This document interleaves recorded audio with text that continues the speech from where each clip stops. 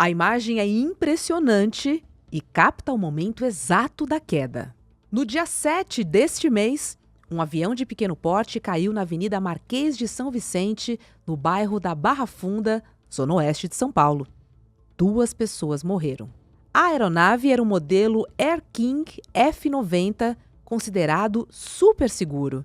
Esse foi o 8º caso de queda de avião de pequeno porte no Brasil nos últimos 4 meses. E isso sem contar o acidente com 2 helicópteros, um em Caieiras, em São Paulo, e outro em Cruzília, em Minas Gerais. Alguns foram absolutamente dramáticos, como o avião que caiu em Gramado, na Serra Gaúcha, perto do Natal do ano passado. Morreram 10 pessoas, todas da mesma família, e 17 ficaram feridas. Nos últimos 10 anos, a aviação privada registrou 727 acidentes no Brasil. Esse número é muito maior do que a aviação comercial, que registrou 12 ocorrências no mesmo período. Os números são do Centro de Investigação e Prevenção de Acidentes Aeronáuticos, o CENIPA.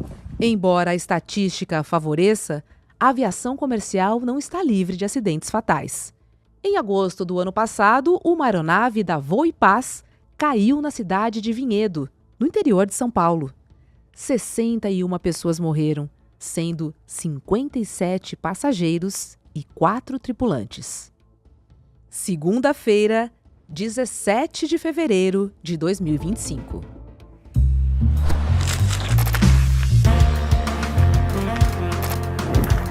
Sou a Gabriela Varela, esse é o podcast com mais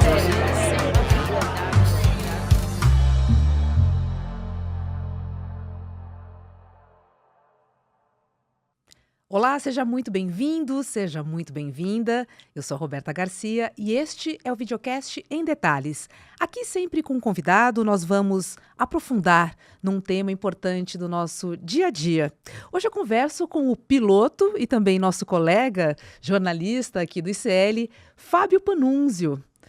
Oi, piloto, operante, seja Ô, muito Roberta, bem-vindo ao Em Detalhes. muito obrigado, né? Estou aqui pronto para responder. Eu sei que tem muita gente muito ansiosa aí com relação a acidentes de avião, né? Vamos Pois lá, é. vamos pegar o touro à unha. É que há uma percepção, ou pelo menos um clima de insegurança, né, em voar. Eu, pelo menos, me sinto insegura ao pegar um avião e quando fecha a porta eu começo a rezar, assim, sendo muito honesta com você. Recentemente, a gente tem visto uma série de acidentes aéreos, né? Vou lembrar alguns aqui. Um avião que colidiu com um carro no Rio de Janeiro. Teve um pouso de bico numa avenida movimentadíssima aqui em São Paulo, causando aí 2 mortes. Lembrei também daquele acidente em Ubatuba, que aconteceu no começo de janeiro, em que o avião não conseguiu frear e foi parar na praia. Quer dizer, a gente tem visto uma série de acidentes num curto espaço de tempo. O que, logicamente, nos leva à pergunta: há uma crise em relação à segurança da aviação no Brasil? Ou uma infeliz, uma trágica coincidência de tantos acidentes num curto espaço de tempo, hein? Não, há uma coincidência nefasta, funesta, uma péssima coincidência, mas estatisticamente falando, está tudo certo. Nós tivemos, sim, alguns absurdos acontecendo, não foi só no Brasil, né, Roberto? Foi no mundo. E a sensação de insegurança ela vai sendo amplificada justamente por causa desse tipo de ocorrência. Nós vimos lá nos Estados Unidos que um helicóptero e um avião trombaram no ar, né? Numa situação em que não havia como o piloto interferir para se livrar daquele acidente, porque foi à noite, não tinha visibilidade. Nós tivemos outra situação parecida aqui, uma interferência na pista, uma caminhonete da manutenção parada no meio da pista e um avião a 200 km por hora já pronto para voar. Quer dizer, esse tipo de absurdo, ele não tem relação com o voo, com nada que o piloto possa fazer. Mas os acidentes acontecem assim, gente morre todo dia com relação a isso. Agora, houve no Brasil algo para chamar a atenção da gente de fato, né? No ano passado, nós tivemos um acidente grande, foi o 3º acidente mais importante da história da aviação no Brasil, foi o acidente da Voo e Paz. 62 mortes aconteceram ali, e muito triste aquele acidente, e isso fez com que a nossa sensação de insegurança e com que as estatísticas das fatalidades também explodissem. Toda vez que cai um avião grande, um avião de companhia aérea, as estatísticas vão lá para cima. Isso aconteceu no ano passado, de fato, piorando muito o perfil estatístico da segurança de voo no Brasil. Mas isso é só a percepção, tá, Roberta? E eu vou explicar isso devagarzinho aqui ao longo dessa conversa. Pois é, eu vou trazer alguns dados para a gente poder conversar também, tá? De acordo com o CENIPA, que é o Centro de Investigação e Prevenção de Acidentes Aéreos, em 2024, o Brasil teve o maior número de acidentes aéreos. Isso desde 2015, quando eles iniciaram, então, né, o marco do início dessa série. E aí, o que acontece? Em 2025, ainda de acordo com o CENIPA, já foram contabilizados mais de 20 acidentes aéreos com mais de 10 mortes. Que leitura você faz desses números, Panunzio? São números trágicos, né? Mas se você observar bem nas estatísticas do próprio CENIPA, você vai perceber que são duas barras formando um gráfico assustador. Porque o número de fatalidades no ano passado foi realmente muito grande. Foram 100 e tantas vítimas por causa do acidente da Voepaz, onde morreram 62 passageiros. Mas se você pegar o número de acidentes, embora ele tenha sido um número muito expressivo, estatisticamente falando, ele está muito próximo do que aconteceu, por exemplo, no ano de 2015, quando foram registrados 173 acidentes. Em 2024, foram 175, portanto, só 2 a mais. A gente tem que lamentar, 2 a mais. Mas isso não revela que, estatisticamente, nós temos um problema. Aliás, a aviação brasileira é muito segura, viu, Roberto? E o avião de passageiro, o avião grande das companhias aéreas, é um avião muito seguro. Só para você ter uma ideia, eu vou dizer aqui, a pessoa, para morrer de acidente de avião, ela tem que dar muito azar. Imagina só, o cara, para ganhar na Mega Sena sozinho, tem uma chance em 50 milhões. O cara, para morrer num acidente de avião, é uma chance em 80 milhões. Ou seja, é muito, muito difícil dar o azar de morrer de acidente de avião. E para garantir, assim, se você quiser uma morte certa, quero morrer de acidente de avião no avião de passageiros, o que você vai ter que fazer? Voando uma vez por dia. Quanto tempo vai demorar até que aconteça um acidente com você? Vai demorar 25.500 anos. Uau! Entendeu? Uhum. Então, olha, as pessoas não acham, mas andar de avião é muito mais seguro do que andar a pé. Você está muito mais sujeito a uma fatalidade no chão do que no ar, num avião de carreira, porque a estatística na aviação geral, que é a pequena aviação, é muito diferente, né? Vou até falar um número aqui, ficar desfilando número, eu sei que não adianta nada, mas as pessoas vão perceber a diferença. Na aviação grande, na aviação comercial, acontece, a cada milhão de voos, acontece 0,1 incidente, ou seja, é menos de 0,1, é 0,1. É preciso que haja 15 milhões de voos para que haja um acidente. Já na aviação geral, para cada milhão de voos, acontecem 80 acidentes. Então, é uma desigualdade gigante, né? E no Brasil, o que mais infla as estatísticas de acidente são 2 tipos de aviação muito específicas. É a aviação agrícola, em primeiro lugar, que é a mais perigosa de todos, o avião voa rente ao chão, e os voos de instrução. São esses os voos bastante perigosos no Brasil. Interessante. Só para trazer para a nossa audiência, em 2024 foram registrados 175 casos, tá? Lembrando que em 2025 nós temos 25 casos até aqui. Agora, sobre esses casos, a maioria acontece por falha humana ou por questão técnica?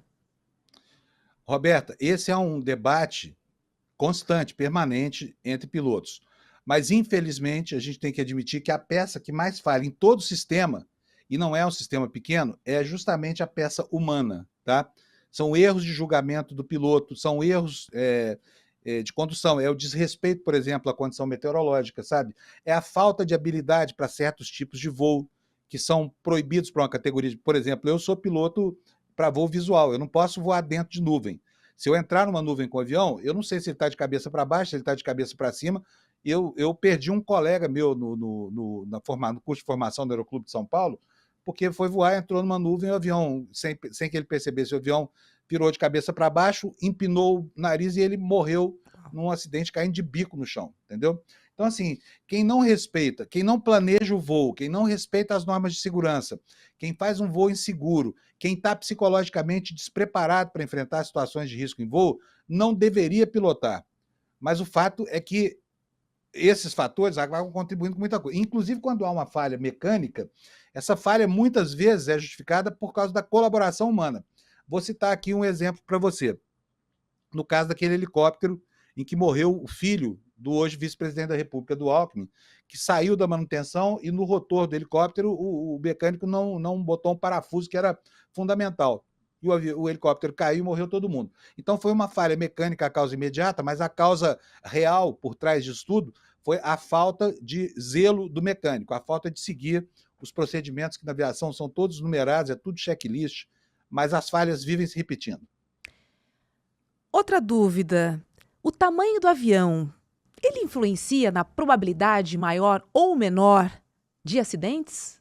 Ou não? Digamos assim, leigamente falando, sim, né?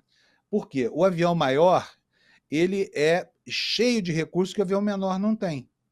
Então, assim, olha, o motor de um teco-teco, são esses aviões, inclusive os que eu piloto, é um motor a pistão. A engenharia dele é da década de 30 do século passado. Muito pouca coisa mudou. Os instrumentos de navegação são instrumentos analógicos. E num avião grande, você tem todos os recursos. Por exemplo, você tem vários motores. O motor não é a pistão. O motor a pistão é o motor do carro das pessoas, né? Aliás, o motor da pequena aviação parece muito motor de Fusca. Inclusive, tem até avião equipado com motor de Fusca. Mas, enfim, na aviação comercial homologada, o motor que toca um teco-teco é muito diferente da turbina que toca um avião a jato. A turbina é muito segura, porque ela não tem movimentos bruscos, ela gira em cima de um mesmo eixo, então ela só gera força no sentido longitudinal, ela não gera força de atrito como o motor a pistão que fica batendo, porque são cilindros que tem que ir e voltar. Então, o nível de segurança só cresce na medida em que o avião cresce de tamanho, né? E essa tecnologia, ela visa mesmo criar instrumentos de proteção. Hoje, por exemplo, a navegação é feita toda ela quase ancorada no sistema de GPS, que até bem pouco tempo atrás não existia. Esse tipo de navegação, o Brasil ainda engatinha nele. Ele está, não vou ficar dando detalhes técnicos aqui, porque eu não quero confundir as pessoas. Mas tem coisas que estão acontecendo no mundo já há 15, 20 anos que no Brasil não acontecem. E essas coisas são muito complicadas aqui. Por exemplo, a navegação apoiada por GPS, que é uma navegação que é feita de dentro do avião sem precisar de nenhum recurso externo, tá? Não precisa de um radar para vigiar o avião, não precisa nada. É o piloto e o sinal de GPS e os aparelhos de navegação dentro do avião.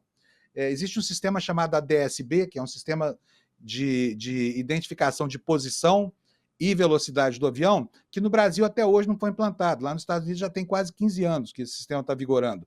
As autoridades aeronáuticas no Brasil vêm postergando essa história toda, porque precisa fazer um trabalho de cartografia, cartas aéreas e procedimentos de saída e de chegada nos aeroportos, que vão a passo de tartaruga. E isso tudo interfere muito com a condição do voo, né?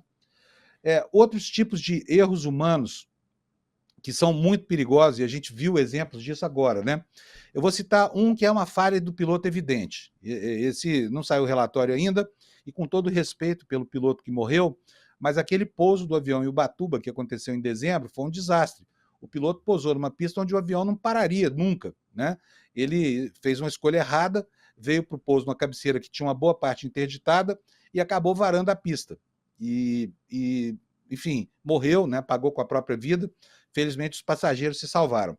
2 outros erros que não estão ao alcance de um piloto, né? Que são erros de responsabilidade externa. Lá nos Estados Unidos, em Washington, a gente viu há algumas semanas um avião colidir com um helicóptero e os dois caíram no Rio Potomac, morreu todo mundo. O que o helicóptero estava fazendo na rampa de descida do avião em um aeroporto controlado? Essa é, evidentemente, uma falha humana dos controladores, entendeu? Então, um fator externo ao voo, mas que coloca em risco a segurança do voo.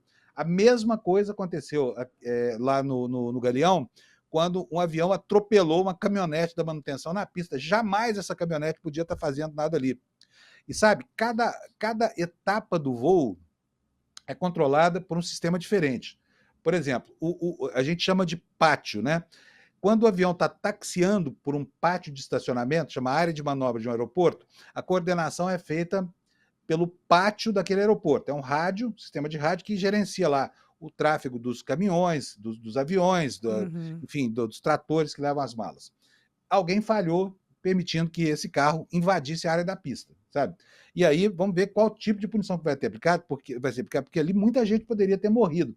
Se aquele avião tivesse 30 nós mais rápido, 50 km por hora mais rápido, ele já teria iniciado o voo, não daria para frear o avião. Ia ser uma tragédia incrível, sabe? É verdade. Queria derivada de aproveitar um e erro falar humano. sobre, sabe o quê? Sobre a fiscalização. Como é que é feita essa fiscalização das aeronaves? E vou emendar outra pergunta.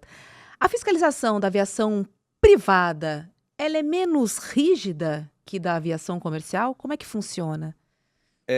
A fiscalização é muito rigorosa, tá? Uhum. Tem norma para tudo. Os pilotos têm que sempre estar atentos a essas normas, porque elas são editadas aos borbotões. Agora, na realidade, a coisa é bem diferente. Tem alguns aeroportos no Brasil que você tem até medo de voar. Eu fui a um aeroporto em Goiânia outro dia, comprei um avião lá. Quando fui buscar o avião, eu fiquei assustado de ver tanta gente voando sem habilitação, pilotos que são formados assim Nossa. porque viram outro colega voando, entendeu? Não entendem nada que não se comunicam pelo rádio, não falam com a central, não apresentam plano de voo. Então, a fiscalização não consegue coibir esse tipo de coisa. Tá? Parece que no Brasil o problema todo do tráfego aéreo se resume a controlar aviões de carreira e o sistema Civan que controla, né, o transcurso de aeronaves clandestinas que vem trazer droga por aqui. Mas está muito além disso o problema.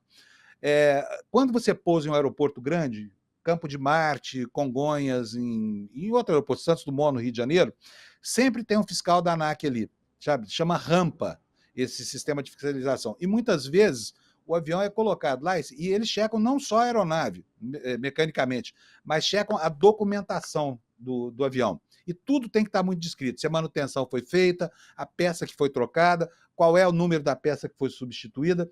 Se alguém comete algum erro aí, que se deixa de fazer uma anotação que é fácil para os fiscais perceberem, as multas são altíssimas e as punições também são altíssimas. Ocorre que, né, além do mercado oficial de peças de aviação, no caso da aviação homologada, existe um farto mercado paralelo de peças clandestinas, que são reaproveitadas de aviões sinistrados ou que são contrabandeadas para dentro do Brasil, né? E você nunca sabe de onde é que veio aquela peça, qual é a procedência. E como tudo na aviação é muito caro, esse mercado paralelo, ele gera, assim, um fator de insegurança. Deveria haver uma fiscalização muito mais rigorosa para isso. No papel, funciona super bem, mas na prática, a realidade é bem diferente, Roberto. Fiquei mais preocupada agora, Panúzio, com essa informação. Principalmente pensando que depois da pandemia houve um hiato em relação à produção de peças novas também, né? Então, o que me leva a pensar que muitas peças recondicionadas estão sendo usadas atualmente ainda, não? Olha, eu acho o seguinte, essa é uma preocupação, Roberta, que o passageiro do avião de carreira não precisa ter, sabe? Porque ali o Tá. controle é muito rigoroso, é muito difícil alguém... Isso aconteceu aqui no Brasil, no tempo da VASP, no auge da crise da VASP e da Transbrasil, a gente viu aviões sendo canibalizados, né?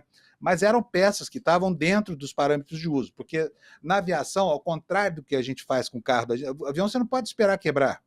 Você tem que trocar a peça antes de quebrar. Por isso, cada peça tem uma anotação numa caderneta própria e essa anotação diz com quantas horas essa peça foi colocada ali, quantas horas de vida útil ela tem.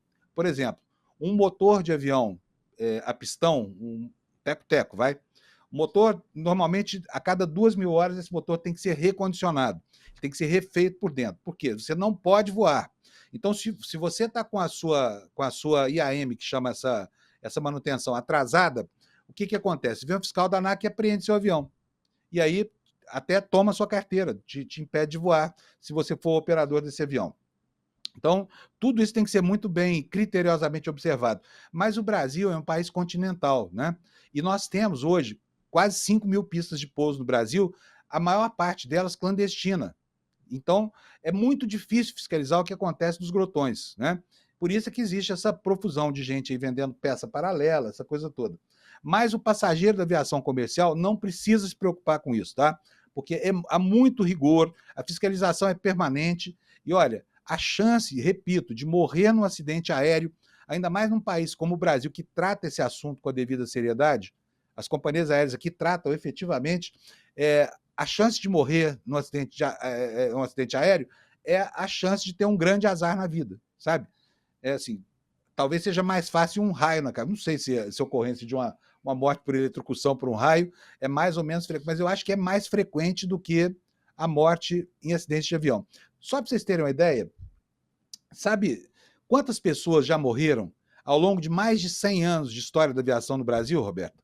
Somando Não tudo, tenho desde o primeiro. ideia. Não Tem tenho um site ideia. americano desde de 1919 acumulando dados de todos os acidentes com vítimas, sem vítimas. São 5.060 pessoas só. E eu falo só porque o Fábio Panunzio está louco, está falando que é só 5.000 pessoas mortas. Vou dizer para vocês por que é só. Olha, gente, milhões de pessoas viajam de avião, tá? E milhões de aviões, muito mais, viajam de carro por aí, tá? O número de mortes em 100 anos da aviação, no total, somando todos, tá? No chão, no ar e tudo mais, 5.000. Isso corresponde a um mês de mortes nas estradas brasileiras, sabe? Ou seja, um mês de mortes no trânsito, no Brasil, em rodovias brasileiras, corresponde a 100 anos de história da aviação, entendeu? E é por isso que as pessoas devem ficar tranquilas. Eu conheço um monte de gente que fica receoso de voar de avião. O sujeito, quando o avião começa a balançar, fica apavorado. As minhas filhas mesmo, elas me ligam, pai, me diz que o avião não vai cair. Mas Sim. pode ir, tranquilo. Fico mais seguro com ela dentro de um avião do que com ela dentro da casa dela, que é onde um avião pode cair. Inclusive, a probabilidade, acho que, de morrer com um acidente, o avião cair na sua cabeça, acho que é tão grande quanto a de morrer dentro de um avião que caiu na cabeça de alguém. Então, assim, não precisa ter preocupação. O Brasil vai bem, né? Como eu falei, eu não sei se eu citei isso já, mas esse dado é que a cada 15 milhões de voos, na média, acontece um acidente com aviação de grande porte, né? Então, você precisa viajar 25 mil anos no avião para morrer com certeza de acidente, porque, caso contrário, se seja um baita de um azarão, isso não vai acontecer. Então, vai tranquilo, tá tudo certo. De preferência, escolhe uma boa companhia aérea, e o voo vai ser seguro e tudo mais. E tem mais uma coisa que eu quero falar para tranquilizar vocês. Gente, turbulência não derruba avião, tá? O avião é feito para enfrentar a turbulência. Então, ele está preparado, não vai acontecer nada. A única coisa que as pessoas devem prestar atenção é que quando o comandante falar põe o cinto de segurança, ponha sim o cinto de segurança. Porque às vezes o avião tem uma queda, né? A gravidade acaba, a pessoa bate a cabeça no teto do avião, cai. A gente já viu essas cenas milhares de vezes. E aí acaba machucando gente, por quê? Porque não seguiu as normas de segurança. Eu, por exemplo, toda vez que eu estou num avião de carreira, a primeira coisa que eu faço é amarrar o cinto e só tiro se for ao banheiro, porque na volta eu ponho de novo. Eu também. Nem ao banheiro vou, muitas vezes. Confesso aqui para nossa audiência. Como é que está o Brasil em relação aos requisitos internacionais, Panúzio? Como é que nós estamos em relação ao mundo, a colocação do Brasil quando a gente fala em segurança aérea? Vai muito bem o Brasil. Então, vamos falar da aviação comercial, que é que interessa para as pessoas, né? A aviação de pequeno porte é outra história. Enquanto uma tem, como eu já disse, 80 ocorrências com sinistros com vítimas a cada milhão de voos, a pequena aviação, a outra tem só 0,9. É muitas vezes menor a incidência de acidentes na aviação comercial.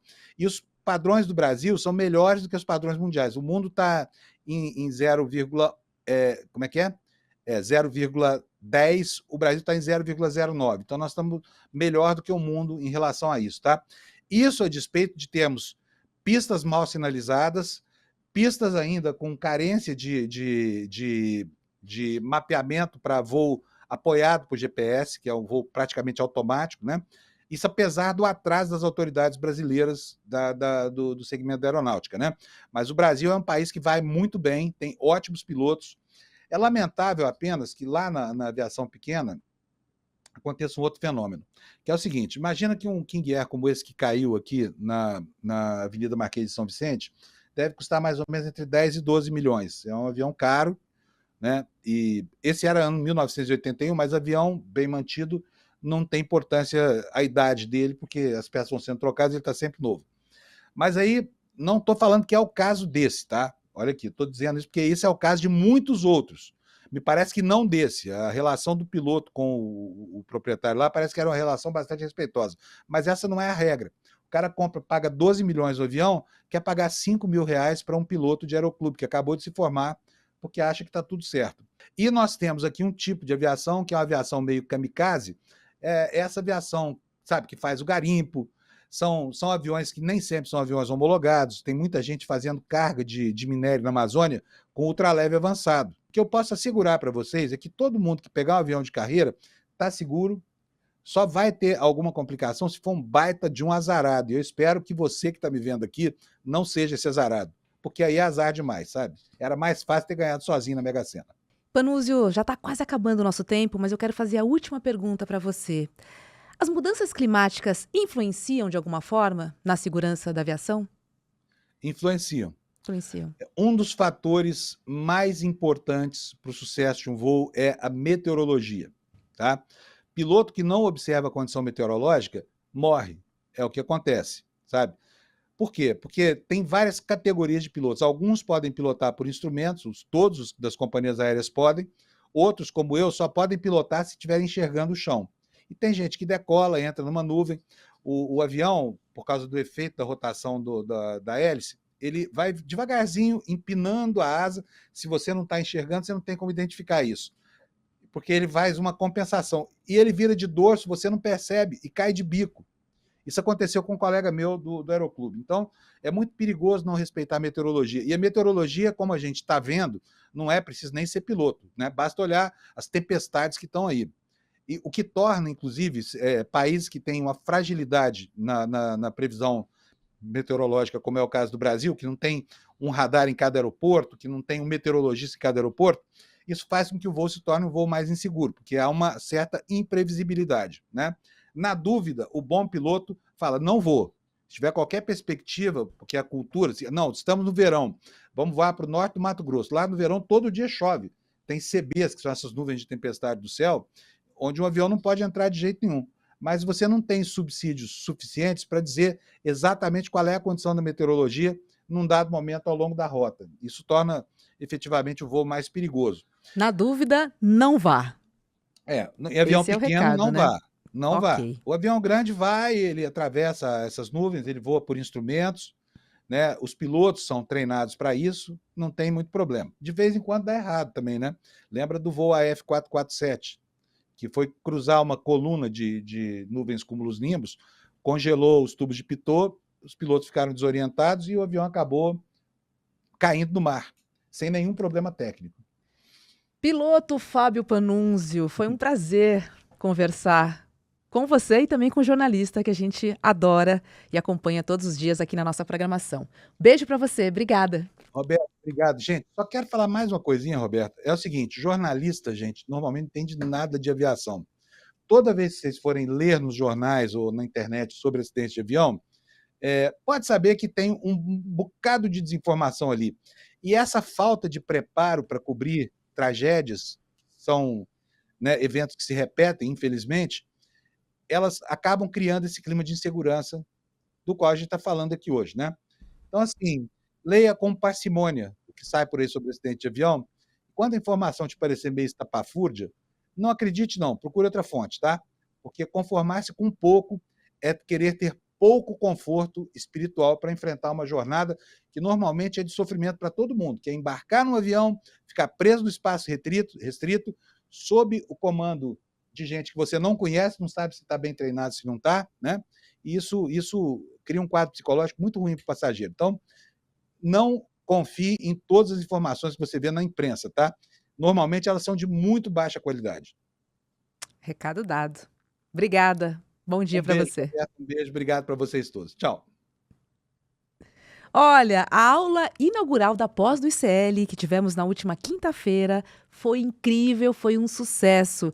Milhares de pessoas acompanharam ao vivo o Gessé Souza, o Renato Janine Ribeiro e também Eduardo Moreira em um debate fundamental para entendermos as raízes da desigualdade no Brasil e como a extrema-direita explora, né, os mais vulneráveis para se fortalecer. Essa foi uma amostra do tipo de discussão que teremos no nosso primeiro curso de pós-graduação Repensando o Brasil. Essa primeira turma já vai começar fazendo história com mais de 3.500 alunos e alunas matriculados. Se você também quer fazer parte, né, dessa revolução, assista o replay da aula inaugural para garantir a sua matrícula na pós com condições especiais. Essa é a última chamada, o último call para você fazer parte da formação completa com os melhores professores e professoras do Brasil. Lembrando que a pós do ICL tem um diploma reconhecido pelo MEC. Garanta a sua inscrição para curtir o replay acessando emdetalhesicl.com.br. Vai correndo, hein? Porque esta é a última chamada e é por tempo limitado. O Em Detalhes de hoje fica por aqui. Para você que está nos acompanhando pelo YouTube, agora é hora de ICL Mercado e Investimentos com Débora Maganha e André Campedelli. E logo depois do Mercado e Investimentos tem Rolê ICL. Não perca! Eu fico por aqui e a gente se encontra na programação do ICL. Tchau, tchau. Turma, aula magna, a vingança dos humilhados foi um sucesso absoluto. Milhares de pessoas participaram ao vivo desse momento histórico. Sabemos que alguns não conseguiram assistir e muitos nos pediram para compartilhar com amigos e familiares. Por isso, decidimos liberar o replay. Ninguém pode ficar de fora desse debate essencial sobre as raízes da desigualdade no nosso país. Assista agora, antes que o replay saia do ar, e descubra todos os detalhes dessa aula transformadora. E o principal, assim que o replay acabar, acaba também as inscrições, as últimas inscrições para o nosso curso da pós. Fique atento.